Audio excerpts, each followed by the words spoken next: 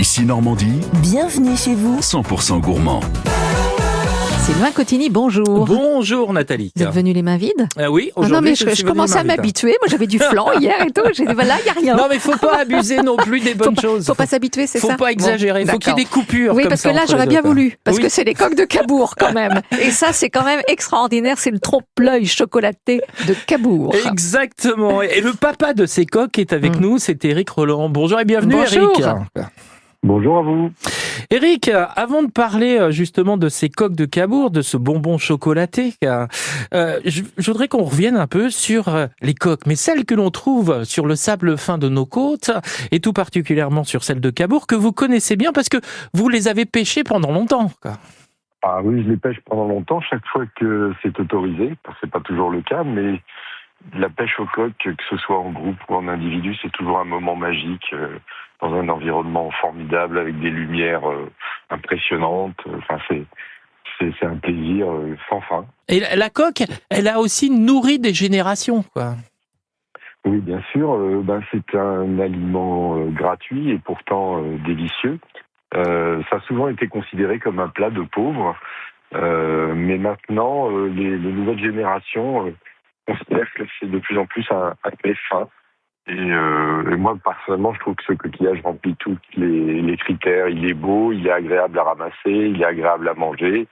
C'est un bel emblème de la Normandie parce que j'ai coutume de raconter une certaine légende des coques qui est que si elles pouvaient parler, les coques raconteraient l'histoire de la Normandie, rendez-vous compte. Elles ont vu arriver les Vikings, elles ont vu partir Guillaume le Conquérant, elles ont vu construire le Mont Saint-Michel, elles ont vu débarquer les Alliés. Ce petit coquillage de rien du tout, il connaît la Normandie par cœur et voilà, c'est pour ça que je l'adore. Et vous en avez même écrit un livre d'ailleurs sur cette coque. Et puis, est-ce que c'est ça qui vous a amené à vous dire il faut que je crée quelque chose de chocolaté, mais qui a un lien avec la coque et la naissance des coques de Cabourg? Alors effectivement, au début, je m'étais surtout consacré à entre guillemets la promotion du coquillage lui-même. Mais rapidement, je me suis rendu compte que c'était pas forcément la meilleure idée pour plusieurs raisons. D'abord, il y a une ressource qui est assez limitée et il n'est pas question de la surexploiter. Ensuite, la plage de Cabourg, c'est plus un lieu de villégiature et de plaisir. C'est pas un endroit où il faut développer une pêche professionnelle active. Oui. Et en plus, les gens ont quelques difficultés à les cuisiner, les conserver.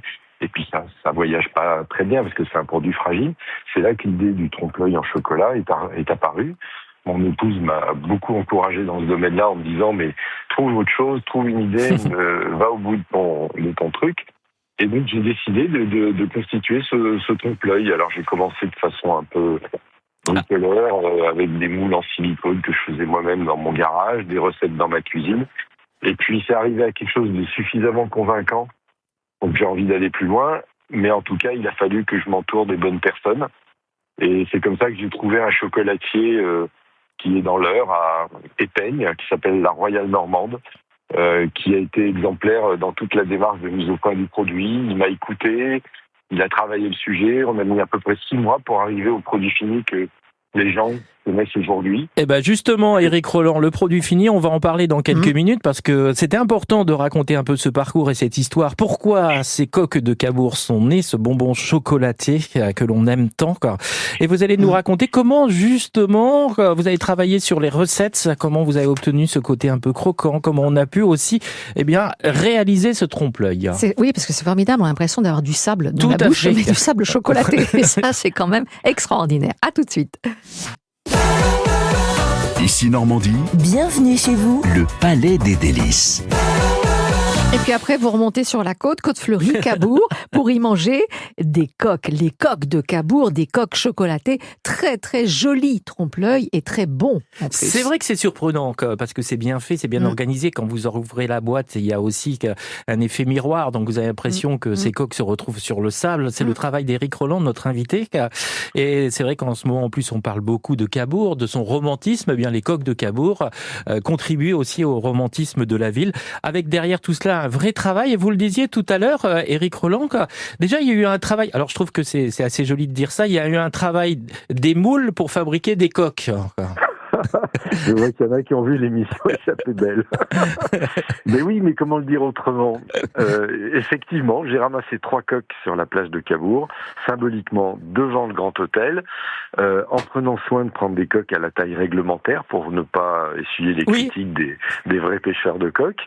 Et ces 3 coques, elles ont été scannées en 3D pour constituer un moule qui permet de faire les coques avec les valves gauches, les valves droites, dans 3 formes différentes. Ça ne se voit pas précisément à l'œil, mais ça participe à la diversité visuelle du trompe-l'œil quand vous ouvrez la boîte. Ouais, parce que c'est vraiment là qu'il fallait pas se tromper, c'est-à-dire que un trompe-l'œil, par définition, ça ne peut pas être à côté. Donc, fallait vraiment que ça ressemble à la coque, quoi.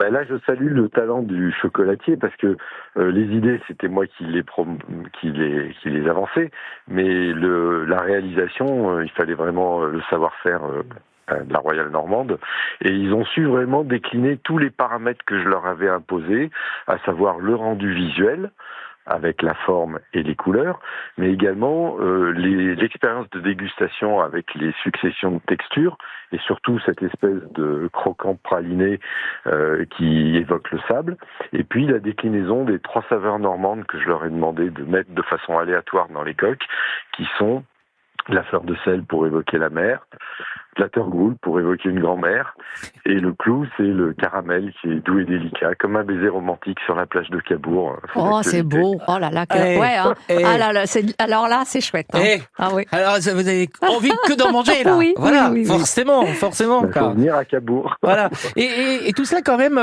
j'ai envie de dire, fait artisanalement. C'est-à-dire, c'est coup de pinceau pour passer le chocolat, c'est travail pour mettre la garniture, faut recoller les 2 morceaux ensemble. Enfin, voilà, il y a tout cela. Hein. C'est ça, c'est un produit artisanal. C'est fait par une petite équipe talentueuse. Pour vous donner une indication, quand même, pour faire 100 kilos de coques, il faut une bonne semaine de travail pour réaliser les 3 recettes et les assembler dans les conditionnements. Alors qu'il faut que quelques jours pour les manger. Non, pas quelques jours. Non, non, ça se mange plus vite que ça. Ce sont des coquillages qui, à la fin, s'évaporent. Exactement. Éric Rolland, le papa des coques de Cabourg, est notre invité. Des coques qui viennent d'être, on va dire, labellisées millénaires. Et vous allez nous expliquer pourquoi, parce qu'il y a une histoire derrière tout cela, Éric Rolland, et on en parlera avec vous. Vous ne bougez pas. Ici Normandie. Bienvenue chez vous. Et à table. Sylvain, on parle des coques de Cabourg. Oui. Non pas celles qu'on ramasse dans un seau sur la plage, quoique. Mais ce sont les trompe-l'œil chocolatés. Oui, ça pourrait être rigolo d'ailleurs d'avoir des tout petits seaux de table. Vous savez, mettez les coques dedans en dessert, ça pourrait être assez rigolo. Voilà une idée, on va la soumettre à notre invité Éric Rolland. Mais vous l'avez dit, cette histoire, elle part quand même sur nos côtes, sur ce sable, de ces côtes qu'Éric a pu et continue d'ailleurs de ramasser, ce qui lui a donné l'idée de créer ces coques de Cabourg, ce trompe-l'œil chocolaté. Et j'ai envie de dire que l'histoire se poursuit puisqu'elles sont labellisées les coques du Millénium. C'est un peu la suite de votre histoire, ça, Éric. C'est un bel accomplissement dont je suis assez fier. En fait, je pense que les Normands vont entendre parler de ça de plus en plus à compter du 1er juillet, qui est la date de lancement officielle. Toute l'année 2027 sera intitulée Millénium, l'année européenne des Normands. C'est une grande manifestation culturelle, historique, que la région Normandie organise avec des pays partenaires qui sont le Royaume-Uni, l'Irlande, la Belgique, l'Italie, parce que les Normands étaient dans tous ces pays, sans oublier aussi la Norvège et le Danemark. Et donc, ça va être une année de célébration. Et les coqs, qui sont témoins de l'histoire de Normandie, ne pouvaient pas laisser passer une telle opération et se passer de raconter l'histoire de la Normandie. Et là, j'ai eu une idée. Comme tout le monde, on a appris que la tapisserie de Bayeux avait été prêtée au Muséum de Londres pendant que se faisaient les travaux du musée. Et alors que la tapisserie sera donc absente du territoire français pendant une partie de l'année 2027, eh bien les coqs se sont dit, et si on s'habillait en tapisserie ? Et je lance une collection de 6 boîtes où j'ai extrait avec un peu d'intelligence artificielle les scènes les plus emblématiques à mes yeux de la tapisserie de Bayeux. Et il y aura une collection à faire de boîtes et qui seront une sorte de smart goodie, puisque tous les gens qui viendront en Normandie et qui achèteront cette confiserie auront non seulement l'occasion de se régaler, mais ils ont en plus un morceau de tapisserie avec eux, et ils peuvent en faire la collection. Et les scènes que j'ai choisies sont par exemple le départ d'Harold de Normandie, où on voit un rivage dans lequel il y avait des coques, le passage de l'armée de Guillaume devant le Mont Saint-Michel, où là, encore une fois, Il y avait des coques. Après, bon, là, c'est une autre scène qui s'échappe un peu, mais qui est très importante pour moi. Il y a une scène dans la tapisserie de Bayeux où on voit passer la comète de Halley. Alors ça, c'est une fois tous les 1000 ans, donc il la fallait.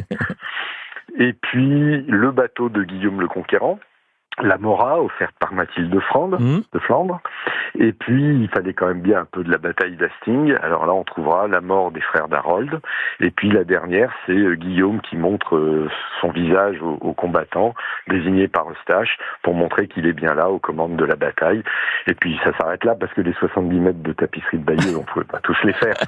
Mais avec ça, déjà, vous avez une très jolie collection, et qui sera accessible en boutique et sur le site internet des coques à partir du 1er juillet. Et ben voilà, une belle histoire de ces coques de Cabourg qu'on vous a raconté. Pourquoi ça a été labellisé Millennium, c'est que sur la boîte, vous avez en plus un QR code qui renvoie sur le site officiel de la région pour que les gens puissent être informés de tout ce qui se passe dans le cadre du Millennium. Donc c'est pour ça que le cadeau devient intelligent. Voilà, porteuse d'histoire, mais aussi d'avenir. Ce sont les coques de Cabourg. Merci beaucoup, Éric Rolland. Merci beaucoup. Éric Rolland. Plaisir, Merci comme beaucoup. à chaque fois. Eh ben, écoutez, On vous souhaite une excellente journée. À et bientôt. un beau week-end Merci à vous Cabourg. aussi. Voilà, où il va faire beau Merci. avec le festival en plus du film de Exactement. Cabourg. Oh là là, que bonheur, que bonheur. que du bonheur. Ah oui, quelle chance. Ouais, quelle chance. Vous À pouvez bientôt, pas. Éric. Au revoir.